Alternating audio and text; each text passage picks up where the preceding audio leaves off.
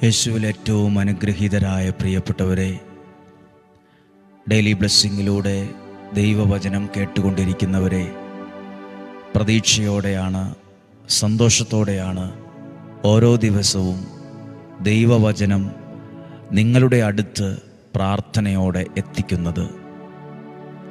ഓരോ വചനങ്ങളും നിങ്ങളുടെ ജീവിതത്തിൽ ഓരോ ചലനങ്ങളെ സൃഷ്ടിക്കും, ഓരോ അനുഗ്രഹങ്ങളെ കൊണ്ടുവരും. മനസ്സിനകത്ത് ധൈര്യം നൽകുന്നത് ദൈവവചനമാണ്, ദൈവത്തിൻ്റെ വചനമാണ്, പരിശുദ്ധാത്മാവിൻ്റെ പ്രവർത്തനമാണ്.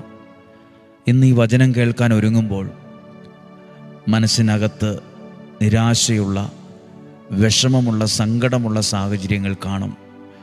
ഒട്ടും നിരാശയോ വിഷമോ ഒന്നും വേണ്ട, മനസ്സിടിഞ്ഞു പോകണ്ട.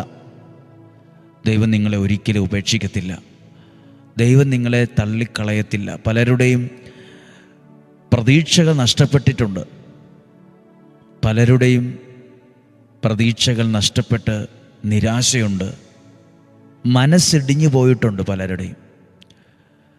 വിഷമിക്കൊന്നും വേണ്ട. നിങ്ങൾക്ക് കിട്ടുന്ന പ്രാർത്ഥന, നിങ്ങൾ കേൾക്കുന്ന ഈ വചനം നിങ്ങൾ ഉയർത്തെഴുന്നേൽക്കാൻ, നല്ലൊരു ജീവിതത്തിലേക്ക് വരാൻ ദൈവത്തിൻ്റെ കരം നിങ്ങളെ ചേർത്ത് പിടിക്കും. ഒരു സ്ഥലത്തും തകർന്നു പോകില്ല, ഒരു സ്ഥലത്തും പരാജയപ്പെടുകയില്ല.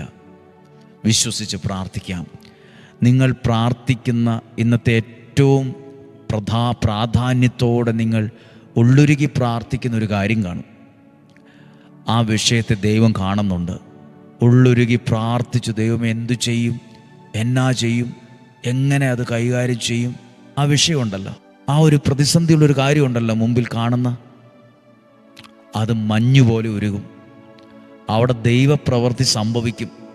ആ കാര്യത്തിന് വേണ്ടി ഞങ്ങൾ പ്രാർത്ഥിക്കുന്നു. ഇന്ന് പ്രതീക്ഷയോടെ പ്രാർത്ഥിക്കാം. ഈ വചനത്തെ കേൾക്കാം. 1 രാജാക്കന്മാരുടെ പുസ്തകം 18-ാം അധ്യായം 30-ാമത്തെ വാക്യം. ഏലിയ പ്രാർത്ഥിക്കുന്നൊരു പ്രാർത്ഥനയുണ്ട്. ഏലിയ പ്രാർത്ഥിക്കുന്ന ഒരു പ്രാർത്ഥന. 30-ാമത്തെ വാക്യം.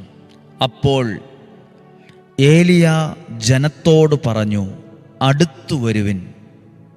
ഏലിയ ജനങ്ങളോട് പറഞ്ഞു, അവിടെ ഇവിടെയൊക്കെ ചെതറി നിൽക്കാതെ അടുത്തോട്ട് വാ.